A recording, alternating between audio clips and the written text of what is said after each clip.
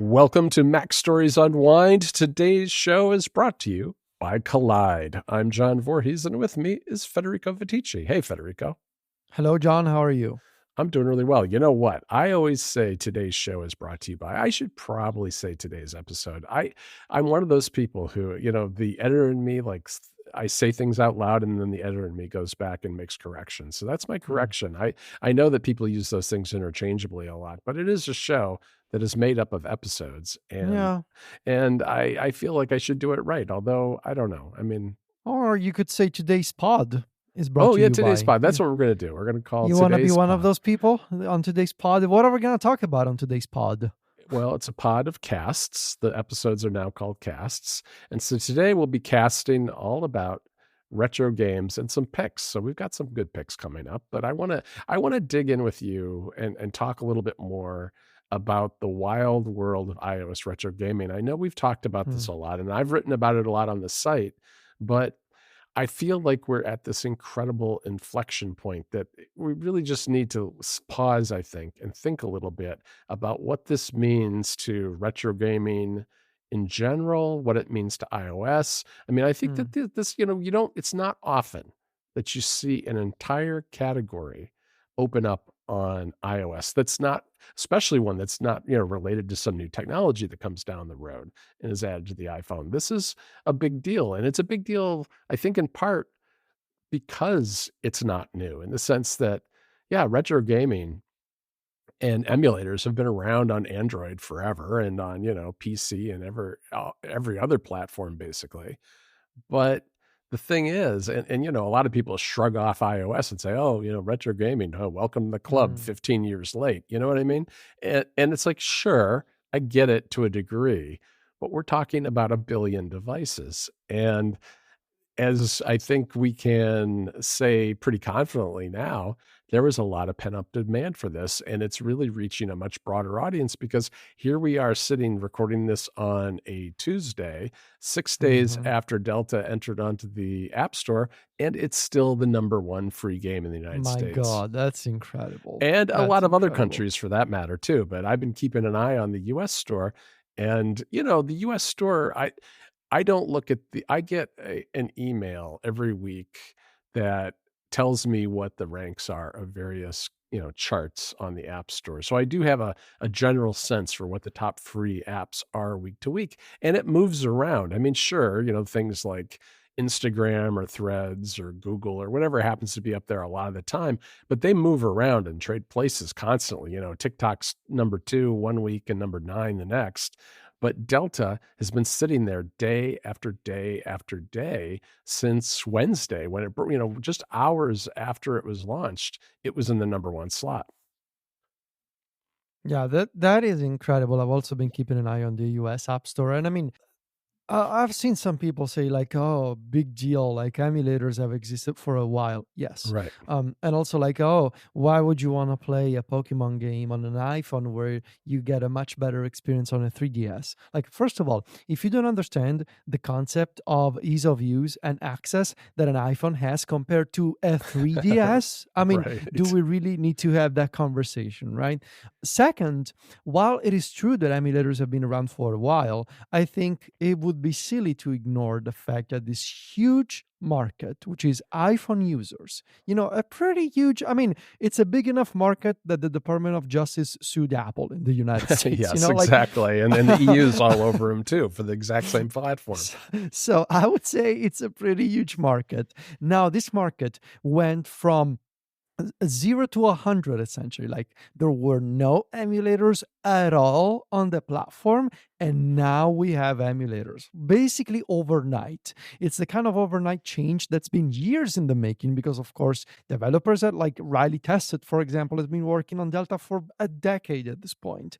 Developers have been working on this and advocating for this type of software for the better part of a decade, and then those emulators were finally allowed on the App Store.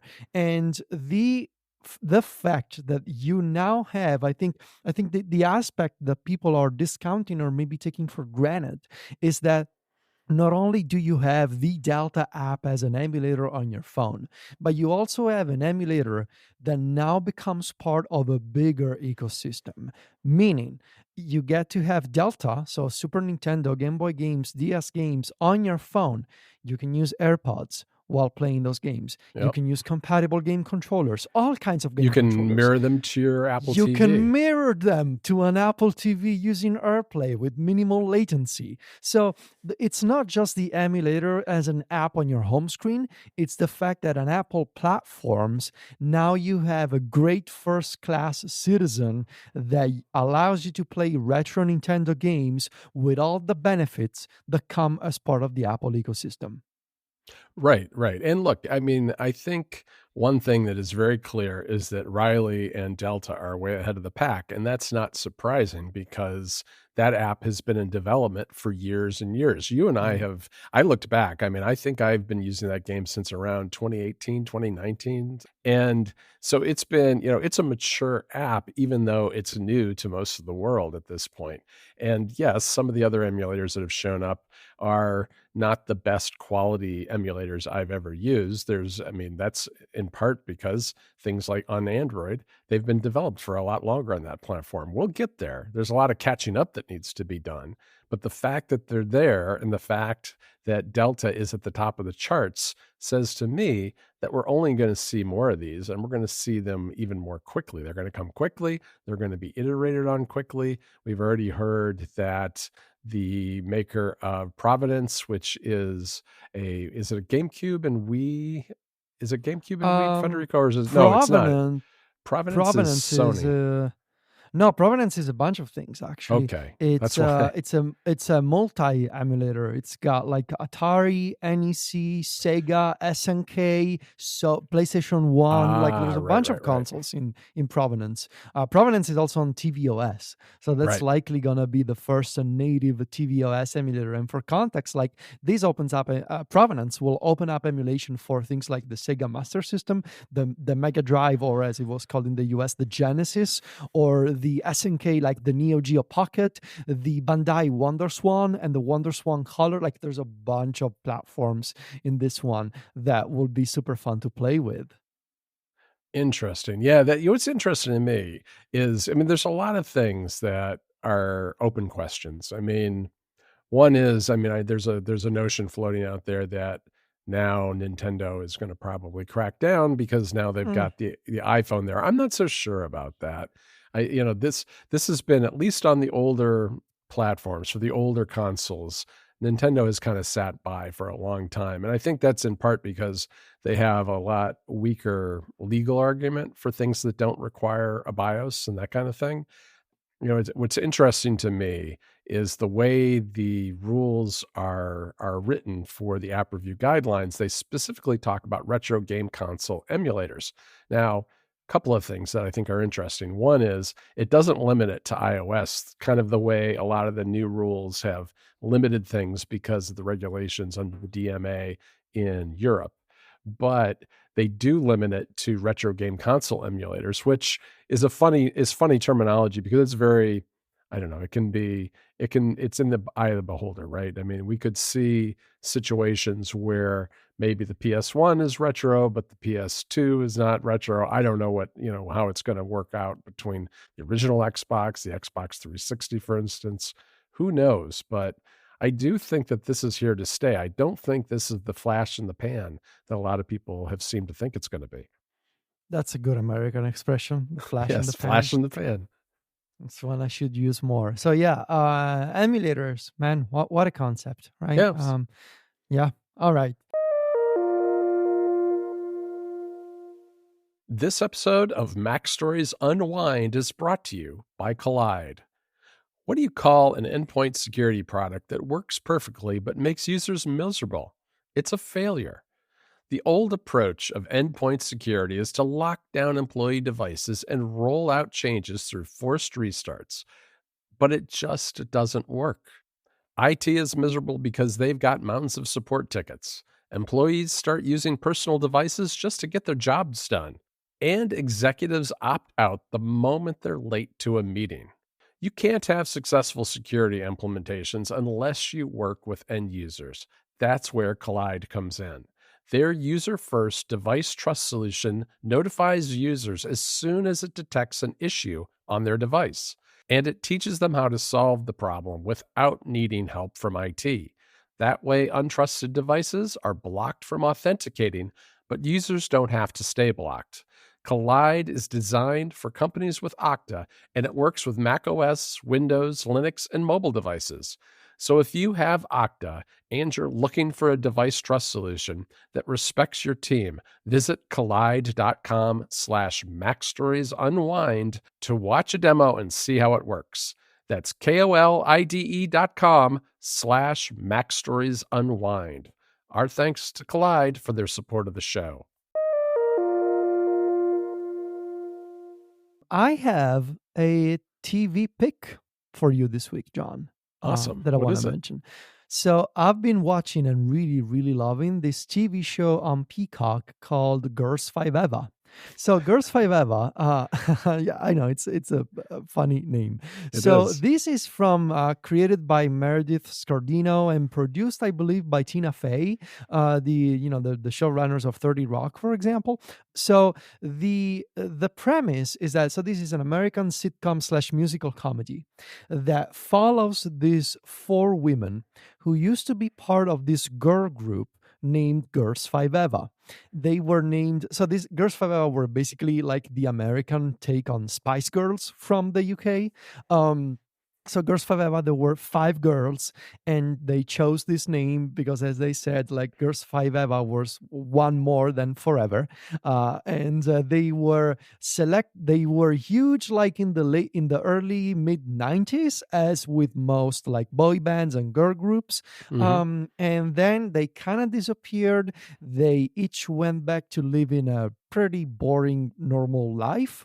One of them died in the meantime, and through a series of circumstances, the most important one, that a famous up and coming rapper samples one of their old songs in 2021 in the first season. They are sort of thrown back into the spotlight again, and they decide to reunite. However, now you're looking at this four middle-aged women, one of them working at a restaurant, another trying to be an influencer on Instagram, another doing she became a dentist.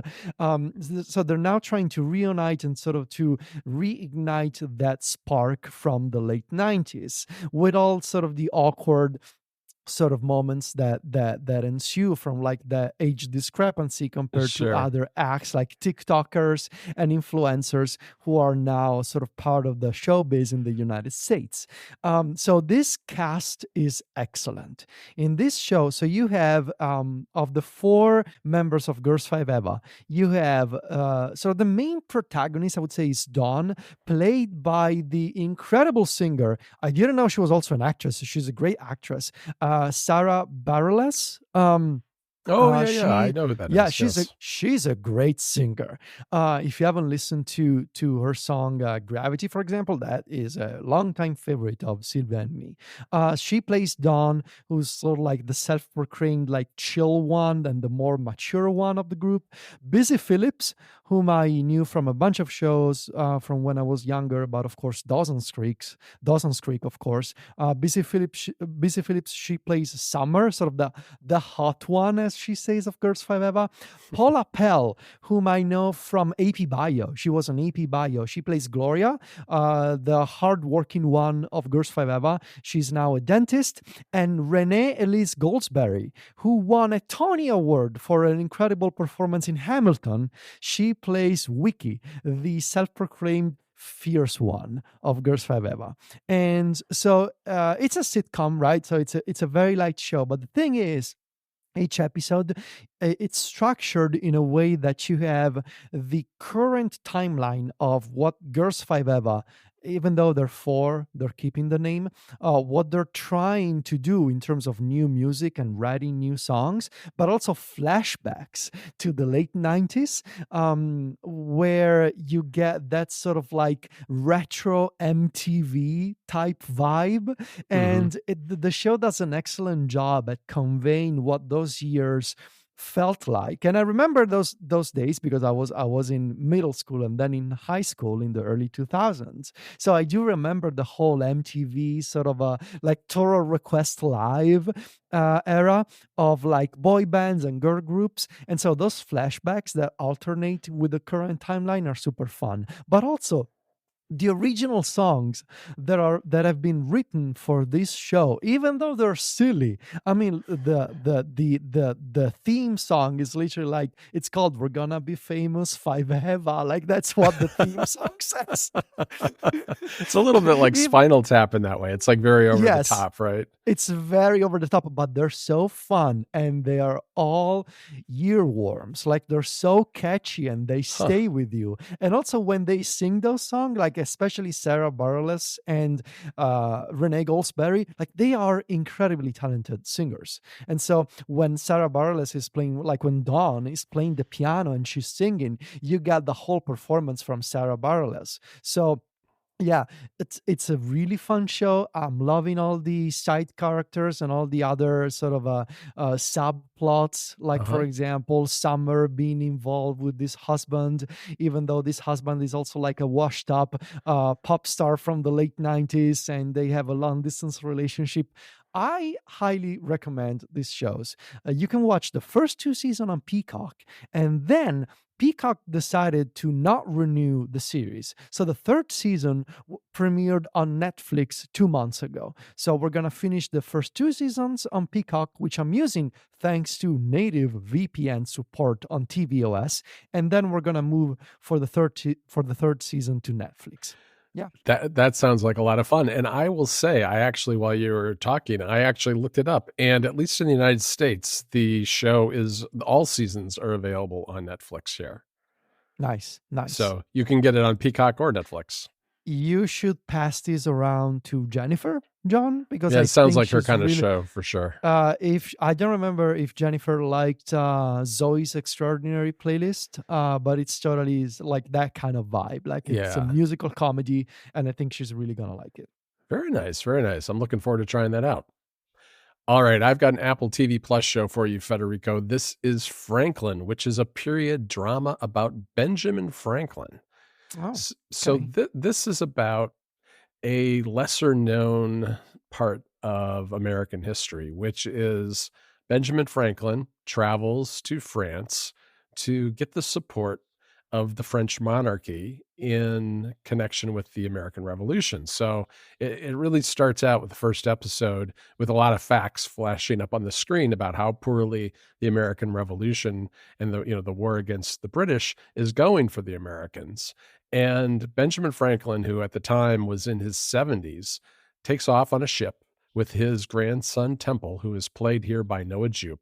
Benjamin Franklin is played by Michael Douglas, who, fairly What? Okay. yeah, fairly elderly guy at this point. And I thought I was not convinced that he would be a good Ben Franklin. He's a very, very good Ben Franklin. I think he really steals this show. I mean, I think his characterization is very good. He adds a lot of humor to the role Mm, because, Ben Franklin, it's a very serious mission. He's going to France kind of as a not as an official emissary of the American government, but kind of on the sly to see if he can get the French to support them because the French were enemies of the British at the time. So he travels to France. He goes to Versailles and wants to meet with the king.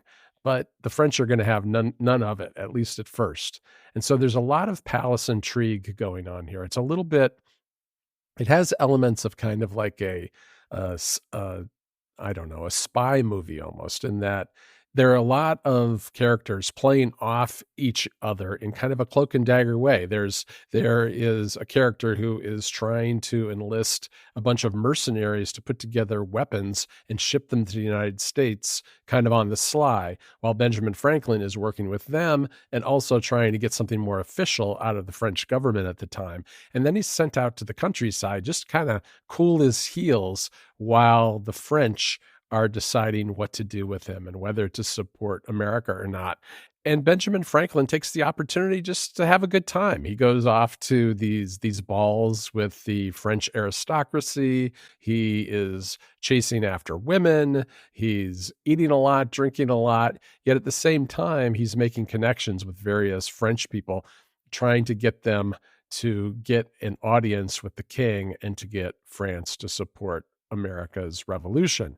And I've really enjoyed this show. I think that it does a nice job of focusing on Benjamin Franklin himself and his efforts as a diplomat, and his grandson Temple, who is a young guy who is just introduced to a foreign country for the very first time and meeting people, falling in love with a girl, that kind of thing. It's a neat way to tell a story that I think a lot of people probably don't really know very well. So there are going to be a total of 8 episodes here. I think it's really well done. Being a period piece, it's got great costuming, great locations, that sort of thing. It's adapted from a book by Stacy Schiff that's called A Great Improvisation, Franklin, which I really want to read after this, so I will check this out. And yeah, it's well worth watching. It's on Apple TV Plus. I think it's 3 episodes in now. There might have been a 4th one by the time this episode comes out, but definitely check it out. All right, Federico, that's a couple of great recommendations, plus some fun discussion of retro gaming, which I just can't get off my mind. I'm really enjoying seeing Delta have some success, which is well deserved and a long time coming. I want to thank our sponsor for this episode. That's Collide. You can find me and Federico over at MacStories.net. We're both on Mastodon. Just go to vitici.macstories.net and johnvorhees.macstories.net to follow us there. We're also on Threads and Instagram. Federico is at Vitici. That's VITICCI. And I'm at John Voorhees. JOHNVOORHWS. Talk to you next week, Federico. Ciao, John.